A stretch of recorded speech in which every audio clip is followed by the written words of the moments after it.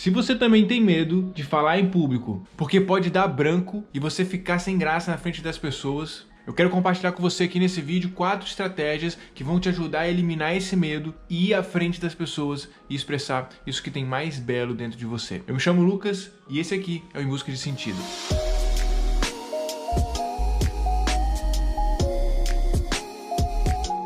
Talvez uma das maiores preocupações das pessoas em falar em público seja a possibilidade de acontecer o branco. De acontecer de que, putz, a gente tá ali falando na frente das pessoas, a atenção das pessoas está voltada pra gente, mas de repente a gente não sabe mais o que falar. Pum, deu um branco e, meu Deus, eu não sei mais, né, a continuação daquilo que eu tava falando, ou eu esqueci, enfim, dá aquela coisa, aquela confusão, a gente não sabe como se comportar, a gente fica meio sem graça na frente das pessoas, tenta não demonstrar que estamos sem graça, não demonstrar que não esquecemos e tal, e tenta manter uma aparência que, enquanto aqui na nossa cabeça tá um desespero, a gente tenta transparecer que não estamos desesperados dessa maneira. Talvez uma situação parecida com essa você já deve ter vivido ou visto alguém vivenciando, experimentando uma situação parecida como essa, fez com que a sua cabeça criasse uma resistência de estar em uma situação onde isso poderia acontecer. Principalmente porque quando nós estamos em público, né, diante ao público, uma das coisas que mais lateja dentro de nós é o medo de perder uma certa identidade. Inclusive, eu vou falar um vídeo mais profundamente sobre os 4 principais medos que nós temos, que estão envolvidos dentro do medo de falar em público. Então, se você ainda não é inscrito aqui no canal, se inscreva aqui, pra você poder acompanhar os próximos vídeos que vão vir, onde eu vou falar mais sobre o medo de falar em público. Então, muitas das vezes, o fato da gente estar constrangido ali na frente, a gente pode acreditar que a nossa identidade está sendo manchada, né? A pessoa que nós somos, né? Quando nós éramos uma simples pessoa comum diante das outras pessoas. E agora nós somos uma pessoa que passou vergonha na frente das outras pessoas. Uma pessoa que esqueceu, uma pessoa que... parará. Bom, e como falado nesse vídeo aqui, eu quero compartilhar com você 4 estratégias das quais eu tenho utilizado para me ajudar a ir falar em público com muito mais tranquilidade, tá? E se você ficar até o final desse vídeo, você vai descobrir uma 5ª estratégia. Eu utilizo ela muito para gravar vídeo, mas ela serve muito para a gente falar em público também. Então, vamos para a primeira estratégia. A primeira coisa que eu acho que a gente pode cometer, um erro que a gente pode cometer muito grande e que vai fazer com que as chances de darem branco aumente exponencialmente é o fato da gente querer controlar tudo. A gente controlar que as outras pessoas não vão falar, a gente querer controlar que a gente vai lembrar de tudo, a gente controlar que o slide vai passar, a gente querer controlar todas as coisas, as nossas reações. Tudo tem que estar alinhado, tudo tem que estar perfeito para que não saia de uma maneira imperfeita e as outras pessoas percebam que você não está perfeito, que sua apresentação não fica perfeita, tá? Então, querer controlar, querer gravar, decorar tudo que você tem para falar, inclusive, as próximas estratégias nós vamos falar muito sobre essa questão de a gente não precisar necessariamente gravar, como a gente contorna isso. Essa tendência, essa atitude contribui demais para que a gente tenha branco. Porque a gente fica muito apegado ao processo, a gente fica muito apegado ao que vai ser falado, ao slide ou à nossa postura, se o negócio aqui vai dar certo, se o negócio não vai dar certo, se as pessoas estão recíprocas daquilo que você está falando, se elas estão prestando atenção naquilo que você está falando ou não estão. Isso muitas das vezes acontece porque a gente acredita que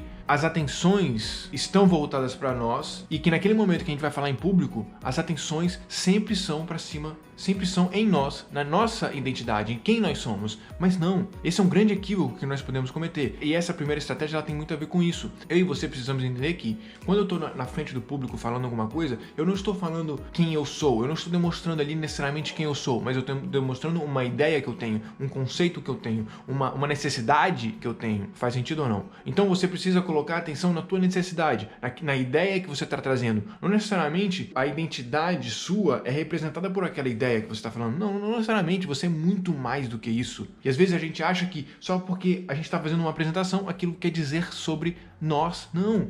A atenção das pessoas não está voltada para mim, para a minha identidade, mas está voltada para a ideia que eu estou trazendo para elas. Então, lembre-se sempre que você não está falando para as pessoas, mas você está falando com as pessoas. Isso nos ajuda a entender que a ideia, o conhecimento que eu vou passar ali naquele discurso, naquela conversa que eu vou ter com as pessoas, ele pode ser construído, ele pode ser co-construído no sentido de as pessoas também podem participar. Eu posso também fazer perguntas para elas contribuírem para aquele conteúdo. E isso torna tudo mais leve, porque a gente tira esse peso de que a atenção está voltada para mim. Não, a atenção está voltada das pessoas para o conhecimento, para a ideia. E você ali é só um interlocutor, você é só alguém que vai transferir essa ideia que você teve ou que você estudou. Tira a atenção de você e coloca a atenção nas coisas que você vai dizer, nas ideias que você vai apresentar. Aquelas ideias não representam quem você é, a forma que você comunica essas ideias não representa quem você é. Essa é a primeira estratégia. Segunda, se permitir ser visto de maneira imperfeita. Às vezes, a gente chega, né, e a gente quer que o nosso cabelo todo esteja alinhadinho, a nossa barba esteja feitinha,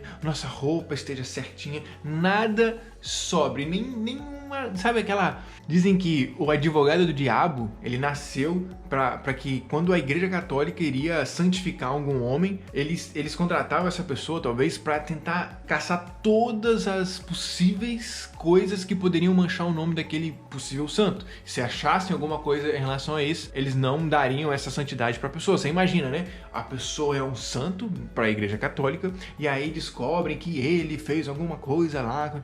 Entende? A gente às vezes tem essa mentalidade. Vamos analisar todos os fatos, tudo que nada pode dizer que eu não sou perfeito, sabe? Às vezes a gente pode ter essa compreensão, apesar de que hoje em dia, né, a juventude está vindo quebrando um pouco esse conceito e se mostrando imperfeito bastante. Às vezes é muito para querer demonstrar alguma coisa, mas o ponto aqui que eu estou querendo trazer não é você chegar lá desleixado, mas é você chegar lá demonstrando para as pessoas e estando confortável de demonstrar para as pessoas que você é imperfeito, que você sente medo, que você tá nervoso. Quantas foram as vezes que eu fiz palestra e cheguei lá na frente e falei, pessoal, ó, quero conversar para vocês aqui, eu estou nervoso. Mas talvez daqui a pouco, com o apoio de vocês, com a desenvoltura aqui do nosso assunto, eu vou ficar mais tranquilo e a gente vai poder fluir aqui, vai ser uma boa de uma conversa, de um discurso, e eu tenho certeza que vocês vão sair daqui enriquecidos com isso que eu tenho para dizer. Mas primeiro eu preciso concentrar em mim, nos meus sentimentos. Até porque, quem não se sente nervoso na frente do público? Talvez 99% das pessoas se sentem nervosas na frente do público. Quando você se demonstra imperfeito, as pessoas, primeiro, que já quebra um paradigma, né? Putz, caraca, o maluco chegou ali na frente e já tá, né? E depois as pessoas se conectam com a gente, porque elas percebem que nós não estamos ali para querer sermos perfeitos, nós não estamos ali para querer aparecer que nós somos bonitões ou que queremos, né, mostrar para elas que a gente sabe alguma coisa que elas não sabem, não necessariamente, entende ou não? Então tá tudo bem se você esquecer, tá tudo bem se você errar, tá tudo bem se você falhar, tá tudo bem sentir vergonha, tá tudo bem sentir medo. Se permita sentir essas coisas, se permita se colocar nesse espaço de vulnerabilidade. Terceira estratégia, conte uma história. Muitas das vezes, principalmente dentro da faculdade, por exemplo, a gente quer gravar as coisas que a gente tem pra falar. Ponto é que a gente foi, às vezes, meio que doutrinado na escola a gravar uma coisa, decorar uma coisa pra depois falar sobre aquela coisa. Eu não sei você, mas eu não me lembro exatamente que na escola eles nos ensinariam a pensar por nós mesmos. Olha só, presta atenção. Pega esse estudo, esse conhecimento desse livro e formule você mesmo um pensamento em relação a esse livro. Às vezes, quando a gente tem que fazer alguma narrativa, alguma resenha de algum texto, né, de algum livro ou coisa parecida, a gente tem que formular o nosso próprio pensamento, a gente tem que escrever, sabe, um pensamento que ele tem início, meio e fim. E isso que precisa ser o seu discurso, ele precisa ter início, meio e fim, ele precisa ter uma lógica, ele precisa ter uma narrativa. O legal é você colocar exemplos, coisas que deixam essa narrativa ainda mais interessante, ainda mais curiosa. Você tem que se apaixonar, não necessariamente se apaixonar, mas você tem que gostar daquela narrativa que você está trazendo, sabe? Pense o seguinte, qual é a parte legal desse discurso, sabe? O que é interessante disso aqui? Quanto mais curiosidade você tiver sobre aquela narrativa, mais você vai lembrar sobre as coisas, sobre cada ponto, e mais as pessoas vão gostar de como você vai explicar. Melhor vai ficar a sua explicação, porque você tem mais curiosidade, você linka algumas coisas com outros exemplos específicos, ou exemplos da nossa vida, exemplos de coisas que estão acontecendo no cotidiano, e você consegue tornar aquilo tudo mais interessante, mais leve muito para você, e principalmente muito mais atrativo para as pessoas que estão assistindo. Não é só, hoje nós vamos apresentar aqui, né, a vida. Entende ou não? Tente colocar esse toque seu, principalmente pense nessa narrativa, crie uma lógica, sabe, que tem início, meio e fim, e que você vai se sentir bem ali apresentando aquilo, tá? O mais interessante é você conseguir apresentar de uma maneira que faça sentido para você e aí consiga criar uma narrativa. Isso vai te ajudar muito porque às vezes a gente acredita que vai lembrar de tudo que a gente colocou lá no PowerPoint, mas não, a gente não vai lembrar, tá? E quando a gente cria uma narrativa, a gente pode utilizar outras palavras das quais a gente não tinha pensado antes. A gente não precisa ser fiel ao que a gente tinha decorado. A gente pode ir criando as novas palavras, a gente pode utilizar novas formas de explicar a mesma coisa. A ideia é que você crie a ideia, né, o conceito, a big idea, né, a grande ideia, né, o argumento todo, e aí você vai conseguindo só explicar com as suas palavras diante do público. E aí, quanto mais você treina, melhor vai ficar a sua explicação. Quanto mais você treina, quanto mais você lê, melhores são as palavras que você vai ter para explicar a mesma coisa.